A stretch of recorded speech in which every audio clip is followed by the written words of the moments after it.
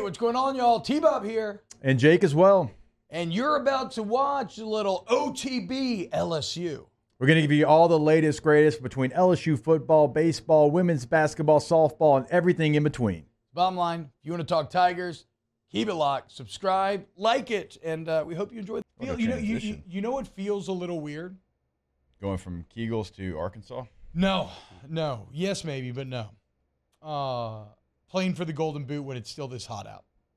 You know, I feel like the Golden Boot is normally when there's more of a crisp in the air. You got turkey in your belly. You're flirting with winter. It feels a little odd, but make no mistake, we haven't even mentioned it yet on this show. You are playing for the best trophy in all of college football this weekend.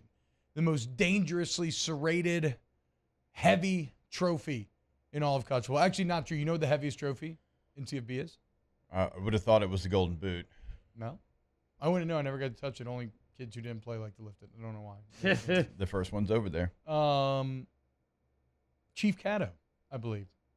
Oh, yeah, but Northwestern and Stephen F. Ulster, I believe. Or Sam Houston State, one of the two. It's one of the two, but I know it's Northwestern. Yeah. Northwestern State. Yeah, it's a big boy. Shut up.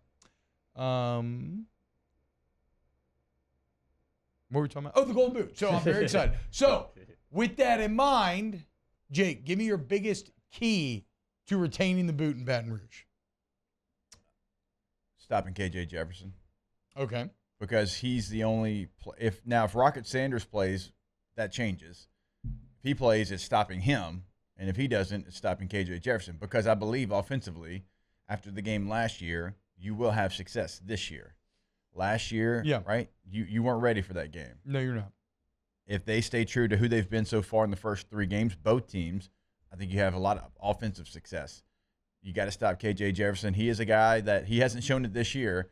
A lot of people are very high on him. He can play really, really well and kind of take over a game because of his style of play. If Rocket Sanders plays, he's one of the better running backs in the country, but he's missed like 2 weeks, at least 2 weeks in a row.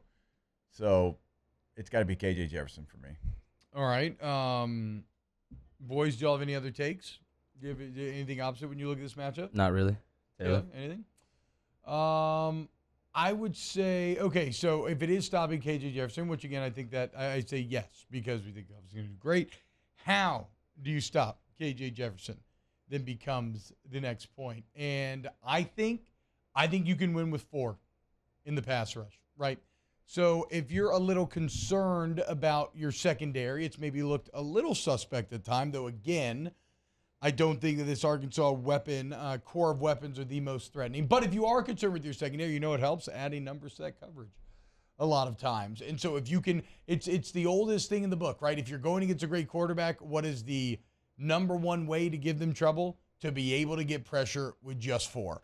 And the problem is that's, really hard to do for the majority of teams. Like everybody's like, I always love that with Tom Brady, where, after the Giants hit it to him in a couple Super Bowls, everybody's like, you know how you got to stop Brady? Get pressure with 4. Okay, all it took was like the most legendary defensive line of all time to consistently pull that off. So that's not par for the course. But I saw an Arkansas O-line that's okay, but looks susceptible in the pass rush. I see Harold Perkins, whose pass rush win rate is exploding through the roof right now. Mekhi Wingo has always been a force to be dealt with. Savion Jones is getting good pressure. Braden Swinson's kind of maybe, taking a little bit step in the shadows after really flashing during that Florida State game, but still think he'll have some say in this. So yeah, I think that if you want to stop KJ Jefferson, I think that defensive line winning those one-on-one battles is probably going to be your best bet to doing so. Yeah, and we talked about, I believe on Monday, I'm curious how you use the spy situation and how much you use it compared to how much you rush Harold Perkins. Because it does make you a little bit nervous when everything breaks down. It's a pass situation, and here comes that little channel where he can fit in, and he's 240 pounds, and all of a sudden you look up, he's got 11 yards. You do that a couple of times. Like, how much do you change? What do you initially start the game plan with? So that's why I say KJ Jefferson's kind of key here, and more with his legs than his arm. More with his legs. Yeah, more with his legs than his arm. So you're saying you do a lot of spy? BYU had some success rushing 3 and spy. No, I'm saying no. You still mix it up. Okay. Yeah, you still mix it up. He's going to have design quarterback runs too. I mean, we saw that against BYU. Now, how much, I don't know, because last year that was a big knock against Kendall Briles, the offensive coordinator. Felt like they ran him too much, and he couldn't stay healthy. When they tried it this last game, it did not go well. Yeah. No, it did not go. They tried to call it on like 3rd and 6, 3rd and 7. Kind of gross. Tried to maybe zig when they thought they were going to. But if Rocket Sanders plays in this game, does it work better because you're paying more attention? I think everything probably works a little bit better. I mean, obviously, if Rocket Sanders plays in this game, because the other running backs were not dynamic at all against BYU. And, again, I don't think the offensive line did the best job, but I feel like Rocket Sanders still would have made them look significantly better. They had a running back hit a long – was it ended up being in the end zone?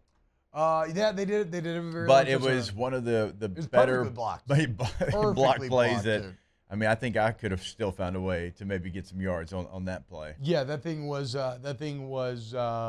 clinic. Everybody got their fits for sure. Do we know Rocket Sanders is just going to be a game time decision? I'm guessing they're going to play Coy all week long. Yeah, he's a game time. Another injury report came out yesterday, and then Pittman was like, well, he's been out at practice, but he hasn't participated in all the drills. We'll see how it goes. I personally think he's probably playing because it's LSU, Arkansas. What are you saving him for? But we'll see what happens. I mean, that's how I feel about Cam Rising, but he keeps not playing. Which he better play this weekend. Nobody's more injured than Utah. Utah has 16 players from the 2 deep hurt right now. It looks like Kyle Whittingham's quest for the 3-peat Jake may get messed up just by bad injury luck, but we'll see. Wow, Jake, what incredible takes. I mean, those guys, they're just the best. I think so. And if you think so, again, hit the like button, subscribe, ring the bell so you get notifications when we post every single day here on OTB LSU.